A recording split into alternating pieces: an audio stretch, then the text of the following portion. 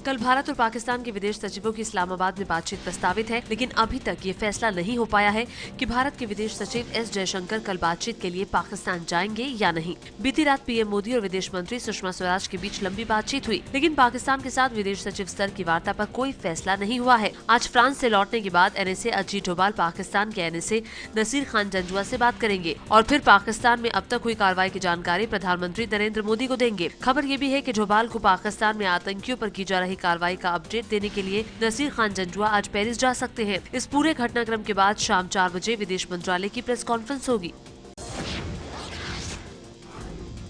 पठानकोट हमले पर भारत के भारी दबाव के बाद हरकत में आया पाकिस्तान। आतंकी संगठन जैश ए मोहम्मद के सरगना और पठानकोट हमले के मास्टरमाइंड मसूद अजहर को हिरासत में लिया। मसूद अजहर का भाई अब्दुल रऊफ भी हिरासत में लिया गया। ये कार्रवाई पाकिस्तान के पीएम नवाज शरीफ की तरफ से बुलाई गई उच्च स्तरीय बैठक के बाद हुई है। पठानकोट हमले से जुड़े कई और आतंकियों की गिरफ्तारी और जैश ए मोहम्मद के दफ्तरों को सील किए जाने की भी खबर है। पाकिस्तान सरकार अपने कुछ आला अफसरों को जांच के लिए पठानकोट भेजने पर भी विचार कर रही है। पाकिस्तान ने पठानकोट हमले के सिलसिले में जिस मौलाना मसूद अजहर को हिरासत में लिया है वो जैश ए मोहम्मद नाम के आतंकी संगठन का सरगना है। मसूद न सिर्फ पठानकोट हमले का मास्टरमाइंड है, बल्कि उसने इस हमले को करामात बताते हुए खुलेआम उसकी तारीफ भी की थी। मसूद अजहर को 1994 में जम्मू कश्मीर में आतंकी गतिविधियों की वजह से गिरफ्तार किया गया था, लेकिन 1999 में इंडियन एयरलाइंस की फ्लाइट IC 814 के अपहरण के दौरान यात्रियों की रिहाई के बदले कांधार ले जाकर रिहा करना पड़ा था। 2001 में भारत की संसद पर हुए आतंकी हमले के पीछे भी मसूद अजहर का हाथ माना जाता है। पठानकोट हमले को लेकर NIA ने गुरदासपुर के SP सलविंदर सिंह से लगातार तीसरे दिन दिल्ली में पूछताछ की। सूत्रों के मुताबिक NIA को शक है कि सलविंदर ड्रग्स तस्करों को सुरक्षित रास्ता भी मुहैया कराते थे। NIA को शक इसलिए हुआ क्योंकि सलविंदर के 4 मोबाइल नंबरों में से 2 से तस्करों से बातचीत की गई थी और SP ने इन नंबरों की जानकारी पुलिस को नहीं दी थी। 31 दिसंबर की रात आतंकियों ने सलविंदर को अगवा कर लिया था और उन्हीं की गाड़ी से पठानकोट एयरफोर्स स्टेशन पहुँचे थे। सीरिया में IS में शामिल होने गए 4 भारतीय युवाओं को गिरफ्तार किया गया है। भारत दौरे पर आए सीरिया के डिप्टी PM वालिद अल मुआउलेम ने इस बात की जानकारी दी। वालिद अल मुआउलेम ने बताया कि IS में शामिल होने गए 4 भारतीय युवाओं को दमिश्क से गिरफ्तार किया गया था। ये जॉर्डन के रास्ते सीरिया में घुसे थे। सीरिया की सरकार ने भारत से युवकों की पहचान करने के लिए कहा है। सीरिया के डिप्टी PM ने ये नहीं बताया कि IS में शामिल होने गए 4 भारतीय युवाओं को कब गिरफ्तार किया गया। डेरा सच्चा सौदा के प्रमुख गुरमीत राम रहीम की नकल के आरोप में गिरफ्तार कॉमेडियन कीकू शारदा को जमानत पर रिहा करने के बाद फिर से हिरासत में ले लिया गया। आज कोर्ट में कीकू की पेशी होनी है। हरियाणा के CM मनोहर लाल खट्टर के OSD जवाहर यादव ने ABP न्यूज से कहा कि कीकू को गिरफ्तार नहीं किया जाएगा। कीकू को हरियाणा के कैथल में 1 लाख रुपए के मुचलके पर जमानत मिली थी, लेकिन पुलिस ने उन्हें फिर से हिरासत में ले लिया और फतेहाबाद ले गई, जहाँ उनके खिलाफ इसी तरह का एक और केस दर्ज है। कॉमेडी नाइट्स विद कपिल में पलक का किरदार निभाने वाले कीकू ने एक शो के दौरान राम रहीम की मिमिक्री की थी, जिसे लेकर उनके खिलाफ ये केस दर्ज हुआ है। हालांकि कीकू माफी मांग चुके हैं। बीजेपी शासित 2 राज्यों मध्य प्रदेश और गुजरात में मोतियाबिंद ऑपरेशन के कारण 20 से ज्यादा लोगों की जिंदगी में अंधेरा छा गया। गुजरात के अहमदाबाद में आंख के ऑपरेशन के बाद 15 मरीजों ने आंख की रोशनी जाने की शिकायत की है। मामला अहमदाबाद के सरकारी अस्पताल का है। जिस अस्पताल की ये घटना है उसका संचालन अहमदाबाद महानगर पालिका के अधीन है। घटना की जानकारी मिलते ही शहर के मेयर गौतम शाह ने अस्पताल जाकर पूरे मामले की जानकारी ली। इसके बाद राज्य सरकार ने जांच के आदेश दिए हैं। बताया जा रहा है कि गलत इंजेक्शन देने की वजह से हादसा हुआ। मध्य प्रदेश के श्योपुर में मोतियाबिंद के ऑपरेशन के बाद 6 लोगों की आंखों की रोशनी जाने का आरोप। परिवार वालों ने अस्पताल में किया हंगामा। जिन लोगों ने आंख की रोशनी जाने की शिकायत की है, उन्होंने श्योपुर में 27 नवंबर को लगे सरकारी कैंप में मोतियाबिंद का ऑपरेशन करवाया था, लेकिन 45 दिन बाद जब टांके काटे गए तो इन मरीजों ने आंखों से नहीं दिखने की शिकायत की। हालांकि मध्य प्रदेश के स्वास्थ्य विभाग के बड़े अफसर कह रहे हैं कि सिर्फ 2 लोगों की ही आंखों में खराबी आई है। सूखा पीड़ितों की मदद के लिए बुंदेलखंड के बांदा जिले में पहुंचे यूपी के मुख्य सचिव आलोक रंजन विवादों में हैं।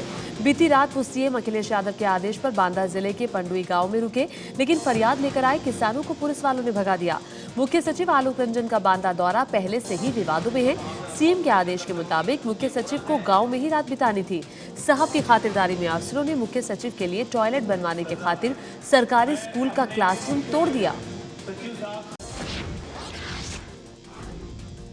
यूपी के अमरोहा में पुलिस ने क्रिकेटर मोहम्मद शमी के बड़े भाई हसीब अहमद को गिरफ्तार किया है। हसीब को गोहत्या के आरोपी को पकड़ने गई पुलिस टीम के साथ मारपीट के आरोप में गिरफ्तार किया गया है।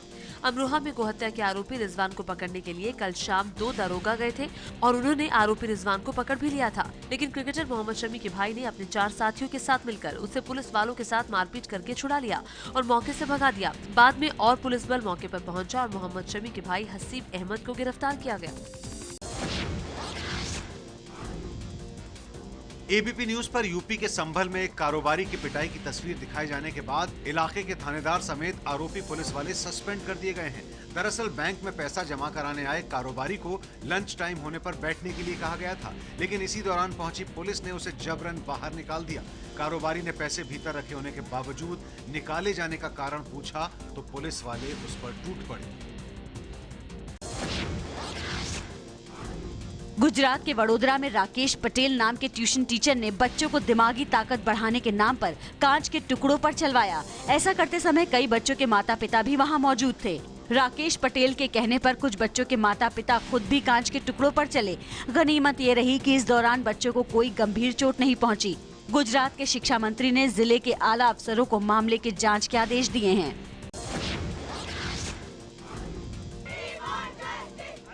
ये तस्वीरें दिल्ली के बवाना की हैं, जहां अदिति कॉलेज की छात्राओं ने एक कॉन्ट्रैक्ट टीचर पर कई छात्राओं से छेड़छाड़ और बदसलूकी के आरोप लगाते हुए जमकर प्रदर्शन किया।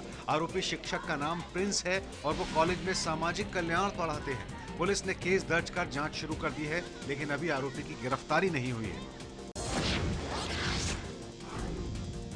इसी ऑडी कार की टक्कर से एक वायु सैनिक की मौत की घटना कोलकाता के रेड रोड इलाके में हुई है। बताया जा रहा है कि 26 जनवरी की परेड के रिहर्सल के दौरान घुसी बेकाबू कार की चपेट में आकर वायुसेना के ड्रिल इंस्ट्रक्टर की मौत हो गई। बाद में खुलासा हुआ कि कार आरजेडी के पूर्व विधायक के बेटे की है, जो फरार है। पंजाब के मुक्तसर में आज माघी मेले में होगी ताकत दिखाने की होड़। अरविंद केजरीवाल, अमरिंदर सिंह और प्रकाश सिंह बादल मुक्तसर पहुंचेंगे। आज दोपहर 1 बजे केजरीवाल आम आदमी पार्टी के सम्मेलन को संबोधित करने वाले हैं। पहली बार विधानसभा चुनाव के लिए केजरीवाल बिगुल फूकेंगे। केजरीवाल को मुख्य मुकाबला मान चुके कांग्रेस के अमरिंदर सिंह भी रैली करेंगे। पंजाब के सीएम प्रकाश सिंह बादल भी आज मुक्तसर पहुंचेंगे और शिरोमणि अकाली दल के कार्यकर्ताओं से मिलेंगे। पंजाब में अगले साल विधानसभा के चुनाव होने हैं। मुलायम सिंह यादव ने समाजवादी पार्टी के 4 विधायकों को पार्टी से निलंबित कर दिया है। चारों विधायकों पर पंचायत चुनाव में पार्टी के खिलाफ काम करने का आरोप लगाया गया है। निलंबित विधायक हैं महेंद्र सिंह, अनूप गुप्ता, राधे श्याम जायसवाल और मनीष रावत। ये सभी सीतापुर जिले से विधायक हैं। इससे पहले इसी जिले के एक और विधायक रामपाल यादव भी समाजवादी पार्टी से निलंबित किए जा चुके हैं। यूपी में विधानसभा चुनाव के लिए अतरौली से टिकट पाकर बीएसपी की एक नेता इतने जोश में आई कि मायावती के साथ अपनी ये फोटो फेसबुक पर पोस्ट कर दी, जिसमें वो मायावती के पैर पकड़े हुए हैं और मायावती का हाथ उनके सिर पर है। फोटो पोस्ट करने से नाराज मायावती ने उनका टिकट काट दिया है।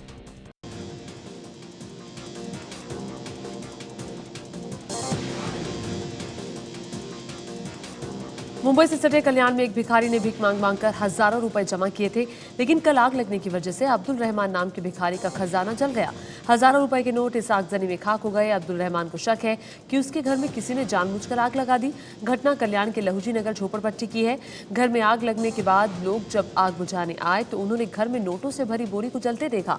लोग जब तक आग पर काबू कर पाते तब तक नोटों की 3-4 बोरियां जल चुकी थी।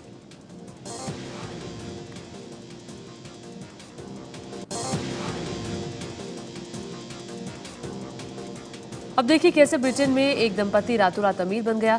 डेविड और कैरोल मार्टिन नाम के इस दंपति ने 308 करोड़ रुपए की लॉटरी जीती है।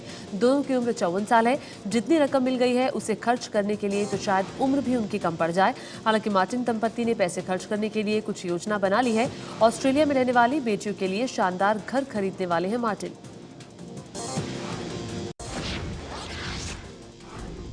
क्रिकेटर युवराज सिंह की मां शबनम सिंह ने पर्ल ग्रुप से प्लॉट मिलने की खबरों पर दी है सफाई।